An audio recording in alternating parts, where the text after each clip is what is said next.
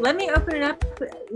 Does anyone have any questions, or would you like to say something on behalf of AOF or anything to Adele or Anabelle? I'd like to say something. Hi, everybody. I'm Tina Fieldhow. I live in upstate New York. I'm a screenwriter. And I just want to thank Sophia for introducing me to Anabelle, who is going to be directing my proof of concept film. Yeah. So it's just been it's so much fun getting to know her and work with her, and it's with Sophia too. It's been really fun working with her and really getting to know you over the last year or two. So the festival looks awesome, and I'm gonna check into it and see, maybe what I could do this year. So I just want to thank you and happy birthday to everybody with a birthday. Thank you. Aries energy. Thank you. People who make things happen. But that's what I think about AOF too. It's like when people come together to connect and you have that passion for creating, that's when you start meeting people. And because you have that energy going, and you say, hey, I happen to know Anabelle. She's a great director. I've had a chance to work with her, so I know what she's like. So that felt so good to be able to give that kind of recommendation, and know that you would not be let down. So that's one thing about AOF. These people who come together and connect, and no matter what it is, whether it's a film or if it's like something that doesn't have to do with the art at all, it's just that community that builds that AOF family. I know Amy Lee McCorkle was on for a little bit, but she had to go off and do her own show. But she reminds me constantly what a wonderful family this is, and it really is. So if you've never been part of it before, I strongly suggest giving it a shot. Submit your work. You can find it on Film Freeway. Go to the actionfilmfest.com to see a whole list of all the festivals. See what fits best for you, and just go for it.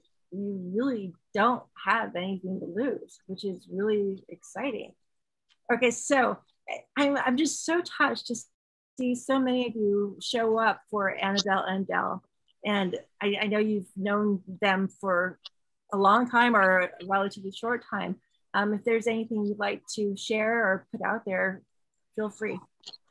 Dale, I will probably have a documentary for you before this next festival.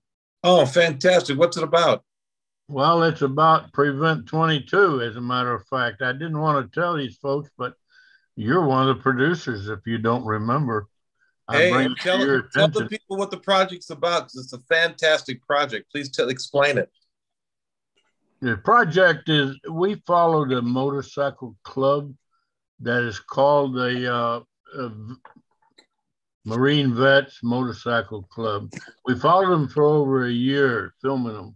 And what they do, they're all Marines, they're all honorably discharged, and they help people and veterans with PTSD.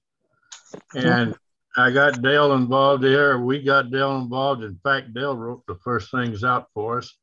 And we followed him on the film and camera. And for the last year, we've been waiting on it to be edited, Dale. And he's been very ill over the last year with little bouts with cancer. So right now, he's pretty close to having it finished. And once we have it, I'll send it to you. Fantastic. But it's about the work they're doing for veterans of our military service who help this country. Mr. Conover, can you explain, because Del and I are aware, but everybody else is, what the 22 means? There's 22 veterans that commit suicide every day. And what our Prevent 22 and what this whole project is about is to try to help prevent and drop that number down to a 0 if we can, so that we don't have 22 men, our veterans, men and women, committing suicide, because this PTSD is really tough on some of them. Wow, sounds like a beautiful project. It is. When do you anticipate it being done? Well, yesterday, day before yesterday, and those are the answers I get from him when I talk to him. I'm about ready to take my 9 and go talk to him again, but I think I'll wait on that until he gets finished. He's just really had a bad spell. He's our editor. You know, I don't know if you know Kenny, but Bill Hummel, Earl Candler, they're also producers of this thing, and they both send their love, Dale, by the way. Love them back. I will. I'll tell them. Sure will. But we should have something out pretty soon, hopefully. Don't look at I love it. Yeah. Thank you. So, all right, that'll be worth seeing at the AOF. Well, absolutely. It's been a long haul. I know that. Yeah, and I add thing really fast. I think some of you know me, or most of you. I'm Laurel Adler, and I do the NewsFest as part of the MegaFest. But what I was going to say is, your film, Jim, sounds like the exact type of film that we're trying to show. Because it absolutely is. It absolutely is. Totally. And I want to thank Dale for giving me an opportunity, because I came up with a crazy idea and I shot it back to Tisa and Dale, and it's still in the evolution phase. It's the only festival actually dedicated to news and true stories only. And your stories sounds perfect. And the fact that Dell and Teresa have been so supportive, because it's been a challenging launch. Let's just say that. But we're every day we get stronger, we get more submissions, and we're really looking for the quality and the true content story like yours. That's important for people to know, because I have a son who's in the Marines. So this is dear to me. Okay. And I don't want him getting all that, as he gets older. It's too important. So it's personal too. So we'll get that to you as soon as it's done, Laurel. Thank you for that opportunity. Thank you very much. Very interested in watching it. Well, there's some trailers on. You can go to prevent22.com now. Okay. Or .org, I'm sorry. Prevent22.org. And you can see some trailers on there that have to do with the project. And more importantly, on that website is a donate button, right, Mr. Conover? There's a donate button there. What cost is this, honey? I couldn't hear you. I said, more importantly, on your website, there's a donate button so that they can. Oh, there is. Absolutely. There is. Get out your wallets if you go on that sign and hit that little red button that says donate. And it goes, now that goes straight to the veterans, this club, and it goes through PayPal. They got it set up there. And once you've made the donation, all of that money goes to help these motorcycle club help the veterans. Now they do a lot of things like building ramps, getting wheelchairs, getting motorized vehicles for veterans, and meeting with them to try to talk them into joining them. And there's several of them that we interviewed that the reason that they're alive today is because they joined the motorcycle club and have got something to do to get their mind off of PTSD, which is post-stress trauma. Syndrome. Yeah. Syndrome. Syndrome. There you go. And would you give the post of the number one more time to where to send the donation, please? Well, if you go on the website, prevent22.org, O-R-G. If you go onto that and you zoom down to the bottom, there'll be a donate page. Thank you. Thank you. You're welcome. Mm-hmm. Hey, Jim, I just want to say something real quick. I grew up, my dad was in the Air Force during Vietnam, and he joined a group called Vietnow. And it was a bunch of Korean War veterans and, any of the veterans that are around. And one of the big things was, rooting for the POWMIAs. And at a young age, we would march in parades and stuff. And I'd see, up close firsthand what PTSD did to these guys, what Agent Orange did to these guys, seeing these amputees. And it was so shocking. And so anytime I hear about what's going on with the veterans, that holds a special place in my heart. And I think it's phenomenal that you're doing this, and Dell, that you're giving an avenue for these guys to be able to have their stories presented. This is such a huge deal. And if more attention was put on these guys.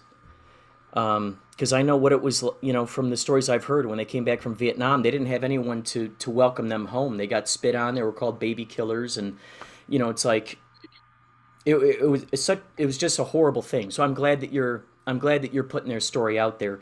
Now, Del, when I first entered Max Neptune into AOF, man, it's been so cool to see how it's evolved through the years. Because I think you started in Pasadena, and then you moved over to Monrovia, and now what? You're in Las Vegas. Do you live in Las Vegas?